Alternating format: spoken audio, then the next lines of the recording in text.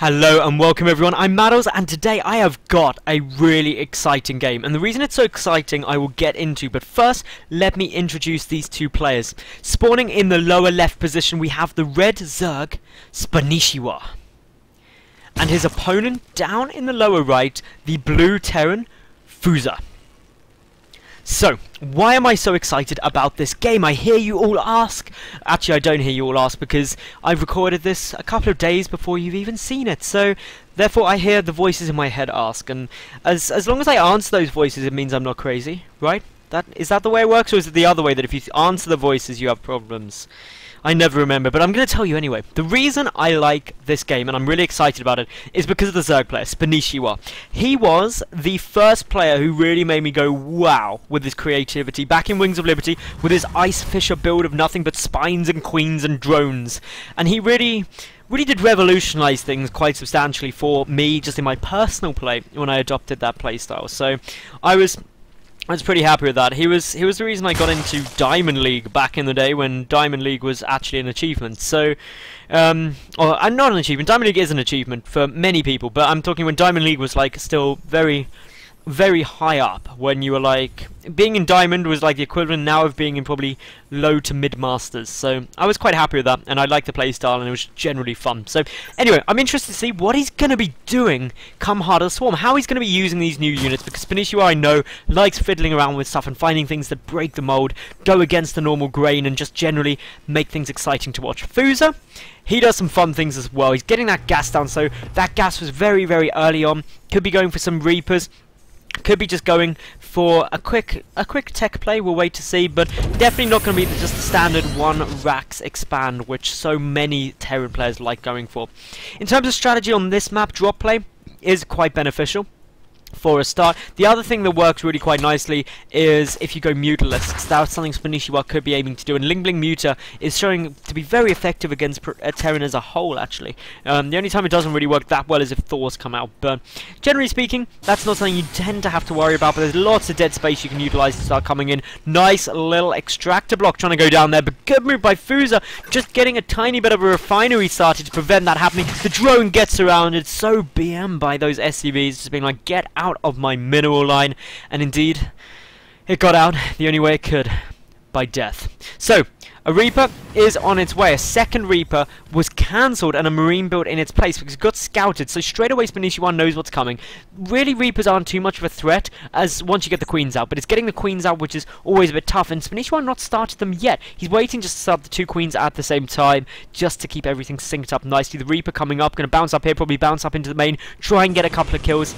And of course, against just Lings, you can kite them very effectively with a Reaper. And as long as the Reaper doesn't die, leave out combat for a bit, and combat drug kin and heal it up very quickly. But you don't want to get them surrounded or back them into a corner where there's no way out. So that Reaper getting dealt with potentially very easily here. And as we can see, the Queen is about to pop out the natural. Will this Reaper be able to get out in time? Desperately trying to kite around, using those combat drugs to heal up as fast as possible. Spanishiwa splitting the Zerglings, trying to reduce the amount of area that the Reaper can back away from, trying to get it cornered, backed away, can't jump down this cliff, it is a double cliff, so will not be able to do so. The first Queens are out, no more Queens are in production yet, but this Reaper desperately trying to kite its way home, taking a couple of shots, and now the Queen's out, it could get cornered. More drones are in production, the factory coming out, the natural base for Fuzer is also 2/3 complete.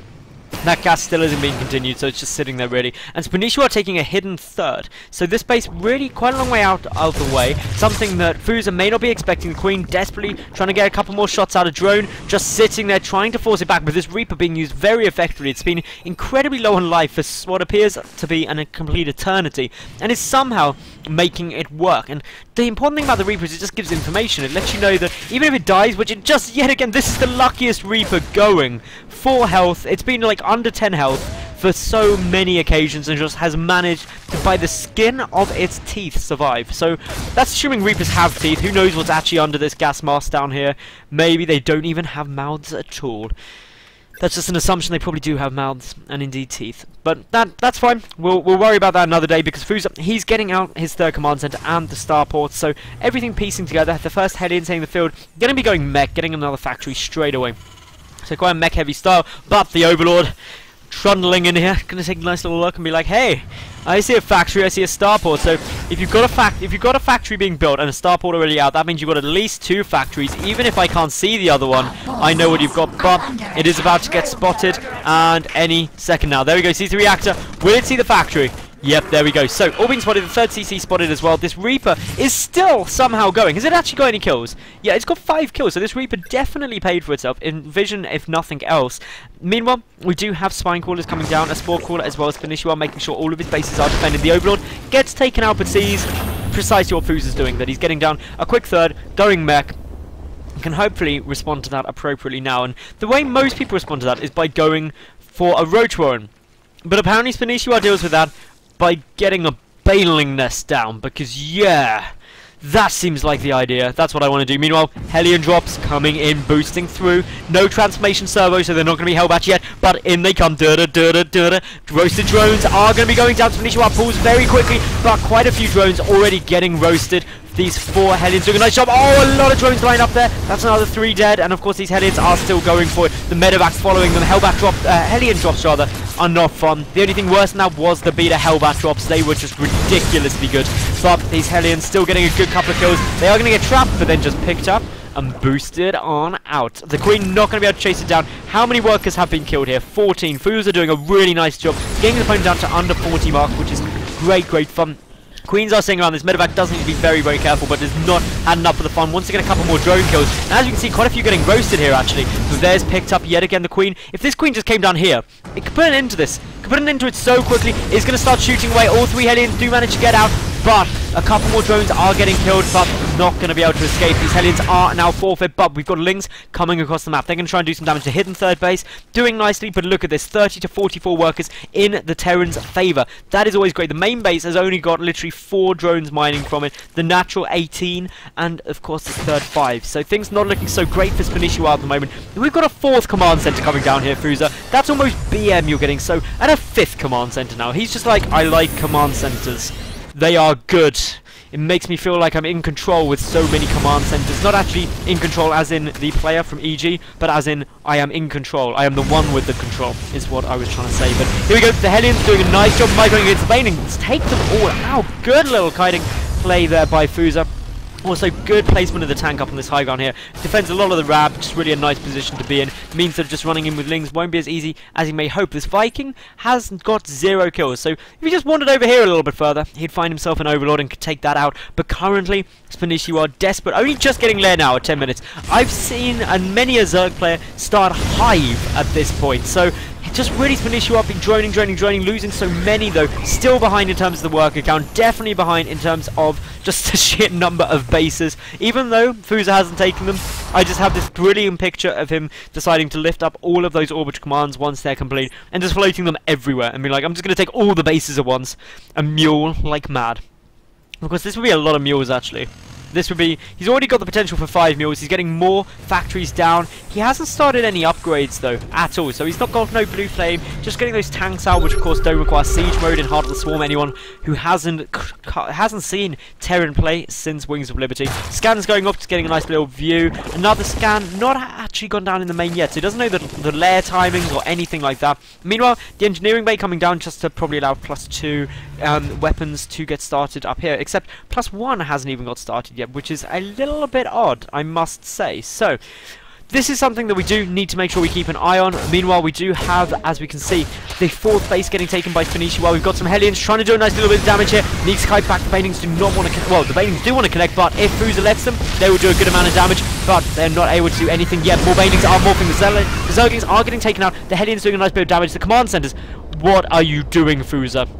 Fuzer, are you going to fly these command centers over, land them here, and make them into Planetary Fortress? I think you are.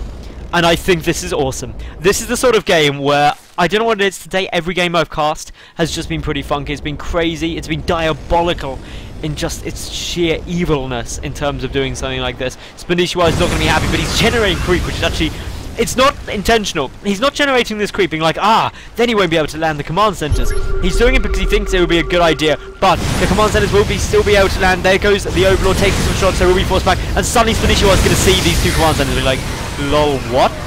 What's going on here? This is not what I was expecting, guys. I was not prepared for this. the command centers. Where are they going? Oh no, one's going to try and land up here, but there's more creep being generated. This is so much fun, and now the Bailing's detonating on the tanks, which is not precisely what you want to happen. The creep spread's so important. Never has creep spread been more of an important issue than right this second. So, the planetary fortress is morphing.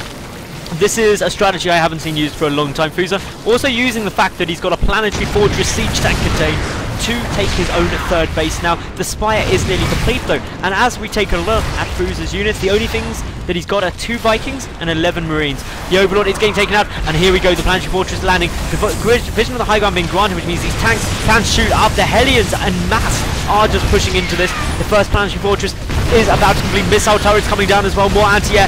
This is the strangest play from Fuzer, but it's working. Spanishiwa is not looking to have too much fun. His Hellions are running rampant or wheeling rampant around his bases, and this is just incredibly annoying. Meanwhile, the 3rd and 4th base, they're happily just chilling there. Fuzer. Oh, Fuzer, that is... You've landed planetary fortresses at your opponent's base, and now you're plugging your stream. The Banelings do get some good connections though, and the Hellions do manage to push forward, though they came out better, and now, well, as we can see, the hatchery is taking a lot of damage. These planetary fortresses are just going to stop any reinforcements really getting through there. All the drones are dying, and I think this is going to be it. A GG is surely got to be called soon, because even though the Mutalisks are coming out, there's a good number of missile turrets everywhere. How many are there? In grand total, there are 7 on the map. How many are here and how many are back at home, I'm not sure. But the Hellions are getting cleaned up by the Mutalisks now. They need to pull back. That tank definitely going to go down, but the missile turret's doing a nice amount of damage. They're pushing over the Marines, trying to get out a little bit more. More missile turrets being built. Just containing his opponent as best he can. The Viking even trying to get in on this. The missile turrets shooting away quite happily. The Vikings shooting away quite happily as well, but will get taken out if it's not careful. The Muta survives with 5 health, and this is now just so funky. Meanwhile, we've got the Hellions coming up towards what was the 3rd, and that's just getting some more kills down on the drones. 47 workers have been killed this game by Fuzer, taking the worker count 59 to just 34. The Marines doing a bit more damage, picking off a couple of Mutas, but the Hellions pushing into the natural. That's where the threat really starts today. The first Thor is in production. Oh, sorry, I say the 3rd Thor is in production because the other one's coming over. The Mutas. Oh, be careful, Mutas. Don't clump up. Do not clump up the Thor. Not an attack move. Just happily chilling along. And as long as you magic box against Thors, you're going to be A-OK. Meanwhile, we see that this Queen is trying to go head-to-head with a planetary fortress. Not usually an engagement. You often see the Thor has been taken out. Another Thor. And the missile turret just sitting here guarding the bases, making sure the Mutas can't go through any form of counter attack. The base at the natural for Spanishiwa is about to go down. The Mutalisks being forced back, but more units streaming across, more Zerglings. The natural has been taken out now by Fuzer, who's slowly moving up his planetary fortress. His missile turrets dealing the damage. The static defense so important. But what we can really see is that these Mutalisks are not having too much fun. They're desperately trying to engage these Thors, but the Thor getting repaired as quickly as it can by just so many SCVs. Spanishiwa supply blocked at just 60 supply to Fuzer's 126, and there is the GG in what was a very entertaining game. Wow, that was fun. I hope you all enjoyed it. If you did, like the video, leave a comment. Let me know what you thought of that. Was it BM that Fuzer flew over planetary fortresses, or was it just awesome sauce? Let me know. And of course, subscribe because I get new games up every single day of the week. So, I'll catch each and every one of you tomorrow for some more awesome Heart of the Swarm action. I'm Madals. Thanks for watching. Bye for now.